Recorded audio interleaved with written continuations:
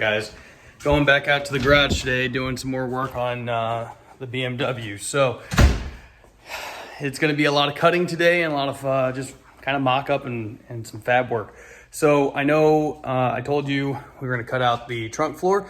Going to start doing that today. Just found a bunch of my cutting wheels and stuff from when I moved.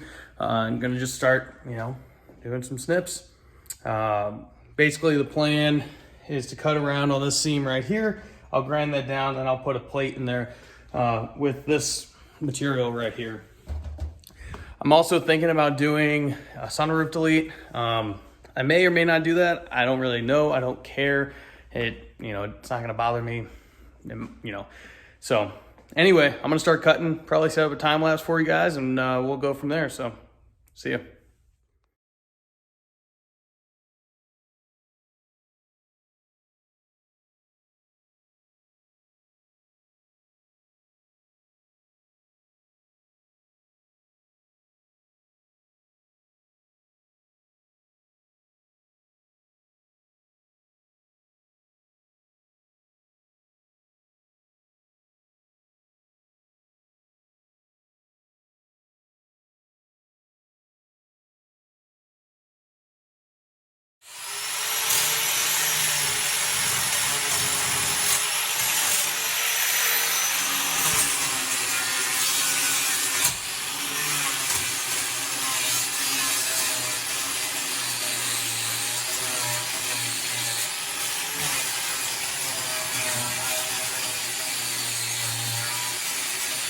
All right, guys, so today we're gonna go to the junkyard and meeting up with the buddy Mike. We're gonna go find some kind of manual transmission for this 350. That way we can start mounting up this engine in the BMW.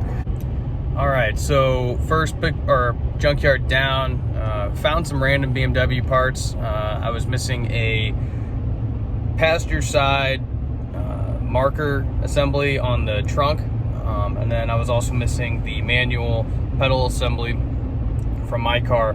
So I picked up both of those. They wanted a god crazy amount of I picked up basically the wiring harness for the taillights just because that's something I kind of wanted to do. But anyway, they were charging me like $40 for a circuit board, which is basically what the lights plug into, and then tab over for the brake lights. I'm like, I'm not paying $40 a side for this. I can just wire up some lights. I don't care.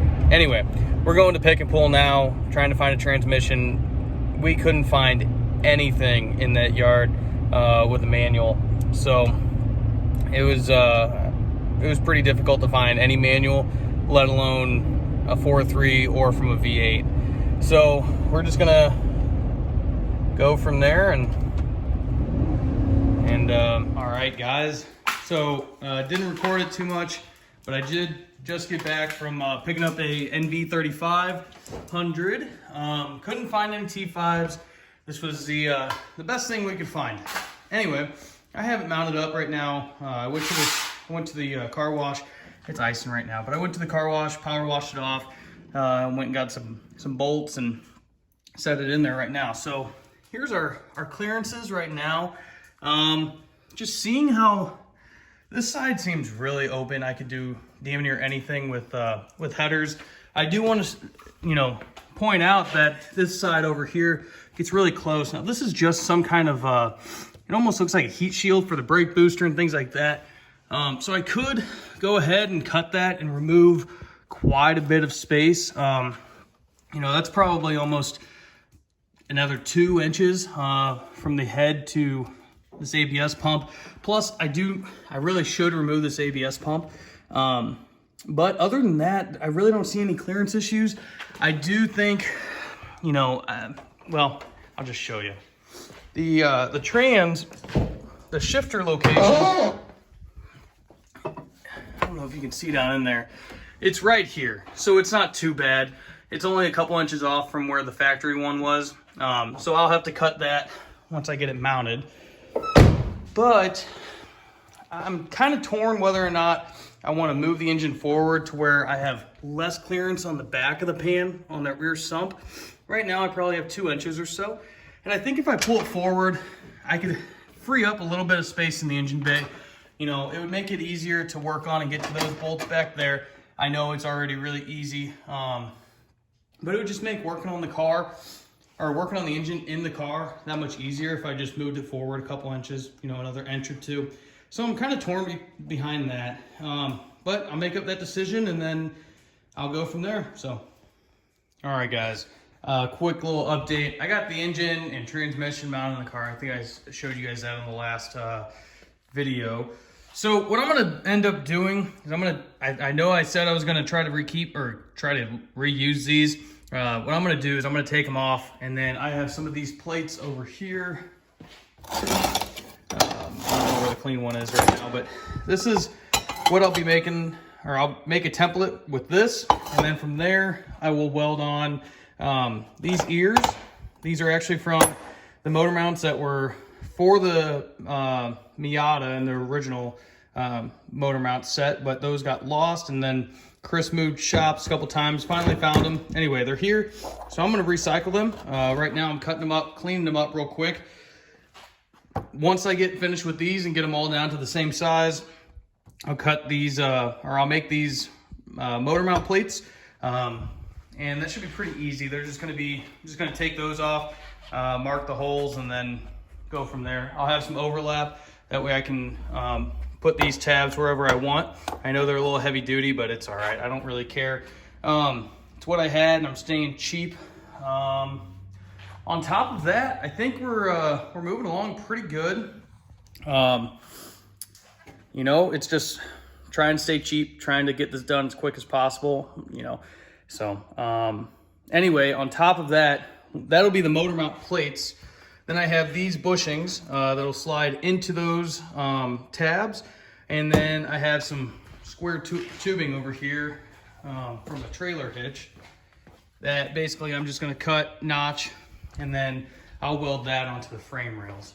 So the bushing itself will be, so this part will actually be welded to the chassis with the square tubing, and the other side will just be part of the motor plate. So really easy motor mount, should be pretty good. These are 80A, I believe. I don't know, I'll have to look back and see. But yeah, just wanted to show you guys some progress. Bye. All right. So we got one of the motor mount plates finished up, and I just finished salvaging these brackets. These had these Delrin mounts in them. You saw it before. Anyway, now I'm waiting for those to cool down. I'm gonna start making these mounts. So what I'm gonna start doing, I'm gonna put these bushings back in, and I'm gonna start sandwiching these tabs together, and then I'll basically weld them onto those plates right there, and get a good idea for where everything's gonna go. Once I get a good idea where they're gonna go on these plates, then I'm gonna start, I'll probably plate this, get it flat, and then go from there. So, all right, guys. So we got one mount tacked into place. I have some of it welded in, but here it is. I won't weld everything in until I can remove the engine, but it's a good looking mount. Seems pretty stout already. The engine will be supported. I mean, I've released this jack, and the engine was still standing in place, just with the ratchet strap back there and that mount, no flex. So pretty good. I'm gonna start working on this side. Pretty similar mount to this. The only difference is it's just reversed. So I'm gonna start working on this. Shouldn't be too difficult, and I'll get back to you guys with results after that. All right. Don't look too close, but there are mounts in there. So I'm a terrible welder, and I know that, but hey, I got 2 engine mounts. I'm gonna go ahead and throw the engine back in for the night, put a ratchet strap around the trans and hang that up. And then tomorrow we'll start working on a transmission mount. So pretty exciting stuff. The engine's mounted, which is awesome. So, all right, see you guys tomorrow. All right, I know I said in the last video that the engine was still moving around quite a bit, and I saw it from the frame rails. So I went ahead and added these gussets. Look pretty good, and the engine is rock solid. Now when I rock the engine, there's no side-to-side movement in the frame rails, and it actually shakes the chassis, so it's doing pretty good. For the rest of the night, probably gonna jack it up and start looking at a transmission mount, but we'll see how far I get on that. All right, so down here on the trans mount, it seems like it's gonna be pretty easy. We have these pre-existing bolt holes on both sides, I guess for the previous trans mount, really close.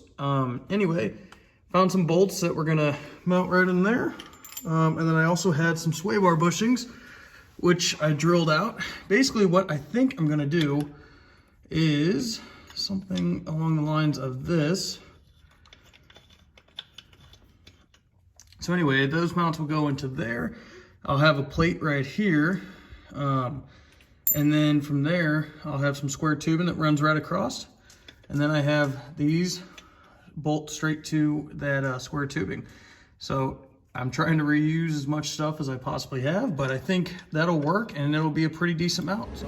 All right, so I finished working on the Miata for the night, got the engine mounts, finished up. I'm really happy with that. Tomorrow I'm gonna start looking for some angle iron or some 90-degree bent, 1/8 inch steel. That would be perfect.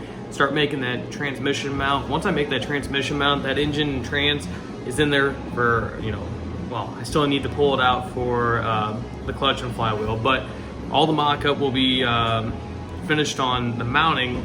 Then I can start working on fuel system, drive line, which is just a drive shaft. I also need to work on, the engine. So I want to do heads, cam. It's got a decent intake on there. Need to find a good carburetor. And then I got to work on cooling system. So other than that, it's coming along pretty well. So I'm pretty happy with the progress we've made so far. And we're staying real close on budget. I wanted to keep the drivetrain making 350 horsepower or so, right around under $2,000. Right now I'm in 750 or $700 total with the engine and transmission, and I found some heads here locally that are aluminum heads that are pretty cheap. I have a hookup on cam springs, rockers, so I think we can easily accomplish 350 horsepower and a drivetrain for under $2,000, all said and done, running and driving. So we'll go from there. I'm excited. It's coming along.